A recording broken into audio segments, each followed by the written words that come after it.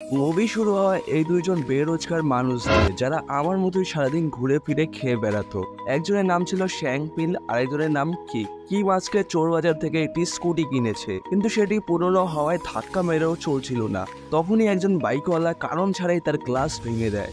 এবার তারা দুজন রেগে যায় আর তার পিছু করতে শুরু করে। বাট এইখানে কি হয়, তাদের দুজনের মাথায় ছিল না হেলমেট, আর পাশে থাকা পুলিশ তাদের ওয়ার্নিং দিতে শুরু করে। তখন ভয় পেয়ে সে নিজের কন্ট্রোল হারিয়ে ফেলে আর এক সময় ধাক্কা খেয়ে আকাশে উড়ে যায়। তারপর তাদের পুলিশ স্টেশনে নিয়ে যাওয়া হয়। তখন কিমের মাদার চলে আসে, যে ভীষণ রেগে ছিল, কারণ একে তো সে পড়ালেখায় খুবই বাজে, তারপর কোনো কাজই করে না, আর এখন সে পুলিশ স্টেশনে। অ্যাকচুয়ালি কিম লেখাপড়ায় খুবই দুর্বল আর তার পড়ালেখার প্রতি কোনো আগ্রহ নেই। এত কিছুর পর কিম মনে মনে ঠিক করে সে বাইরে গিয়ে কাজ করবে, টাকা কামিয়ে অনেক নাম করবে। তাকে সবাই আন্ডার এস্টিমেট করছে, কিন্তু তার কাছে কোনো প্ল্যান ছিল না সে কি করবে। তবুও কাউকে না জানিয়ে সে বাসা থেকে বের হয়ে যায়, কারণ সে তার মাকে প্রমাণ করে দেখাবে তাকে দিয়েও সবকিছুই পসিবল। কিম একটি অচেনা শহরে চলে আসে, যেখানে হুট করে সে একটি মেয়েকে দেখতে পায় যার নাম ছিল লালি। বাট এইখানে লালি কিমকে কাপড়ের মতো মারতে শুরু করে, কারণ সে তার দিকে একবার তাকিয়েছিল। বেচারা কিম কখনোই ভাবেনি নতুন শহরে প্রথম দিন এরকম পেইনফুল হবে।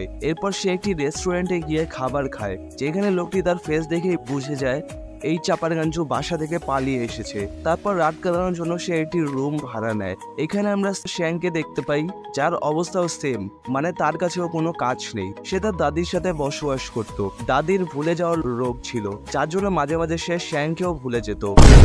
নেক্সট ডে কিম সে রেস্টুরেন্টে চলে আসে, খাবার খাওয়ার জন্য না, বরং চাকরির খোঁজে। তখন মালিক জানায় তাদের একটি ডেলিভারি বয়ের প্রয়োজন রয়েছে, তাকে থাকা খাওয়ার সুবিধা দেওয়া হবে, আর তার অসহায় অবস্থার জন্য তাকে সে চাকরি দিয়ে দেওয়া হয়। তখন কিম গুমান নামের একটি এমপ্লয়ির সাথে, যে সবসময় হেলমেট লাগিয়ে কিচেনে কাজ করত, কারণ সেখানকার শেফ আর কেউ না, ডন লি, যে একসময় একজন ডন ছিল। অবশ্য যাকে থেকে ডন কম ডিঙ্গাচিকা বেশি মনে হচ্ছে।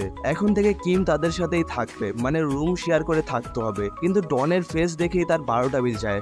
তার উপর ডন চোখ খুলে ঘুমায়, আর এরকম ভয়ঙ্কর অবস্থা দেখে কিম কোনোভাবেই ঘুমাতে পারে না।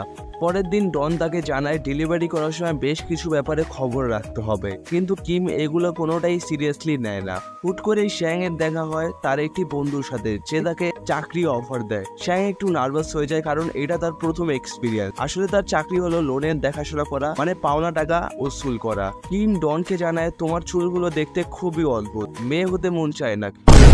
কিমের কথা শুনে ডন ভীষণ রেগে যায়, বাট তার রাগ করার স্টাইলও ছিল মেয়েদের মতো অদ্ভুত, আর সে রাগ কন্ট্রোল করতে না পেরে ডান্স করতে শুরু করে, যেটা আরো অদ্ভুত ছিল। ডান্সের এক পর্যায়ে সে একটি চাটা মারে, যা খেয়ে কিম সেইখানেই ঘুমিয়ে যায়, কারণ সে একজন ডন। এরপর আমরা লালিকে দেখতে পাই, সেও এই শহরে নতুন, আর তার তেমন কেউই নেই। সে রুম শেয়ার করে কিছু মেয়েদের সাথে থাকা শুরু করে। পরের দিন লালি নুডলস অর্ডার করলে তা দিতে আসে কিম। বাট এইখানে কি হয়, সে প্রথম দিনে খাওয়া মার কিম কোনোভাবেই ভুলতে পারে না, তাই আজকে সেই প্রতিশোধ নিয়েই ছাড়বে। বাট সে লড়াইয়ে একদমই জানতো না, আর ফলাফল হয় এইটা। হুট করেই কিমের ঘুম ভাঙে, আর সে বুঝতে পারে লালি তাকে এত বাজেভাবে মেরেছে যে সকাল থেকে সন্ধ্যা হয়ে গিয়েছে, তার কোনো হোশ নেই। কিন্তু লালি খাবারের টাকা সেখানে রেখে যায়, কিন্তু এখানে টাকা একটু কম ছিল। এরপর মালিক যখন জানে সে একে তো মেয়ের হাতে মার খেয়ে এসেছে, ওপর দিয়ে টাকাও পুরো আনেনি, তাই তার এই টাকা তার বেতন থেকে কাটা হবে। তখনই শ্যাং কিমকে ফোন করে, কিন্তু সেই কল ডন রিসিভ করে বলে কিম তো আজকেই দুনিয়া থেকে ওপরে চলে গিয়েছে। কিম রেগে যায় আর ফোন ছিঁড়ে নেয়, আর ডন সবসময় তাকে নিয়ে মজা করায় তাদের মধ্যে একদমই বন্ধ না। এইখানে লালি বাসায় ফিরে দেখতে পায় তাদের রুমমেটরা বয়ফ্রেন্ড নিয়ে বাসায় গল্প করছে, যেটা তার একদমই পছন্দ হয় না, আর সে তাদের সেইখান থেকে চলে যেতে বলে। তখন তাদের মধ্যে ছোট্ট একটি কথা কাটাকাটি হয়, আর এক পর্যায়ে তা হাতাহাতিতে পরিণত হয়। লালি অবশ্য ফাইট জানতো, বাট এইখানে সে কিছুই করতে পারে না, আর বাজেভাবে মার খেয়ে যায়। তখন বিল্ডিং এর মালিক চেঁচামেচি শুনে চলে আসে, আর তখনই লালি সাইড দিয়ে সেখান থেকে পালিয়ে যায়। এইখানে কিম বিল্ডিং এর ছাদে আসে স্মোক করার জন্য। তখন সে গুমানকে তোমাদের বিশেষ গুণের প্র্যাকটিস করতে দেখতে পায়, কিন্তু কিম যেটা ভাবে সেরকম কিছুই ছিল না। গুমান প্যানের মধ্যে খাবার বানানোর প্র্যাকটিস করছিল, কারণ সে একজন ভালো শেফ হতে চায়, কিন্তু সে এখনো পুরোপুরি প্রস্তুত না। তখনই সেখানে ডন চলে আসে, আর কিমকে সিগারেট খেতে নিষেধ করে।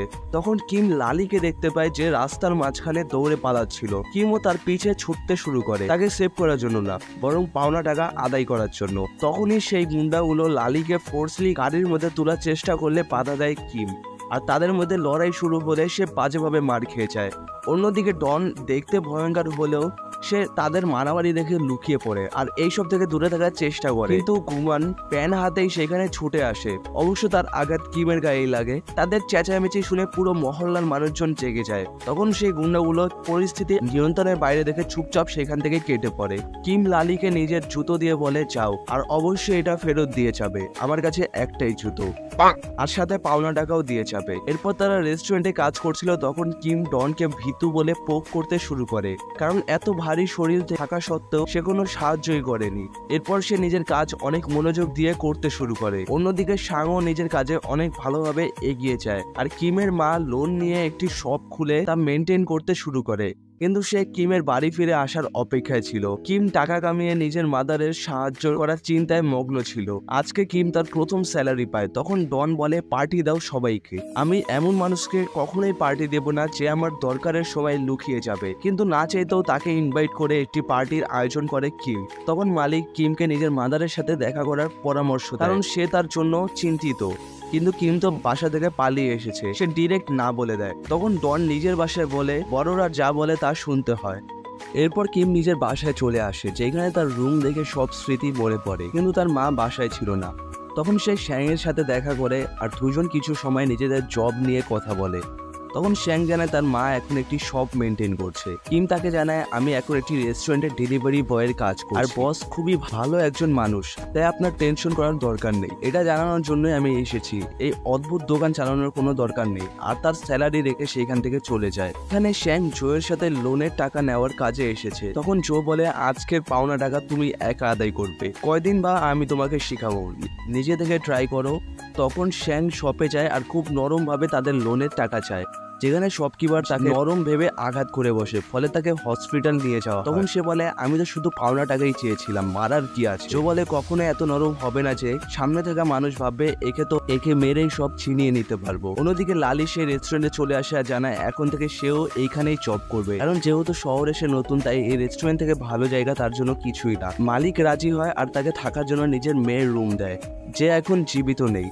তখন ডনলি বলে যেহেতু এখন তুমি আমাদের টিমের নতুন মেম্বার, তাই চলো আমাদের সবাইকে একটি পার্টি দাও। এরপর তারা একসাথে পার্টি করে মজা করে। পার্টি শেষ হওয়ার পর বাইরে বের হলে কিম সেই লোককে দেখতে পায় যারা লালিকে কিডন্যাপ করতে চেয়েছিল। কিম তাদের সাথে লড়াইয়ে জড়িয়ে যায়। তখনই ডনলি সামনে আসে, তার অবস্থা বেবি ডল হয়েছিল, আর কোনোভাবে তারা নিজেদেরকে সেভ করে চলে আসে। এরপর কিম শাংকে কল দিয়ে বলে তুই মার খেয়ে শুয়ে আছিস, এমন কাজ কর যা তোর পার্সোনালিটির সাথে ম্যাচ করে, এইসব টাকা আদায়ের কাজ সবাইকে দিয়ে হয় না। তখন শ্যাং নিজের যোগ্যতার উপর প্রশ্ন করে আর সেই শপে চলে যায়, কিন্তু এইবার সে ভদ্রতার সাইডে রেখে নিজের শক্তি দিয়ে কাজ নিয়ন্ত্রণ করে আর তাকে বাজেভাবে আঘাত করে। কিন্তু হুট করে সে রিয়েলাইজ করে সে যা করছে তা অন্যায়। এইদিকে হয় কি, সে বদমাশগুলো লোকেশন খুঁজে রেস্টুরেন্টে চলে আসে আর সবাইকে ডিস্টার্ব করতে শুরু করে। আর একটি পর্যায়ে ধাক্কাধাক্কির জন্য মালিকের মেয়ের রুম ভেঙে যায়, যেখানে তার ছাইগুলো ছিল।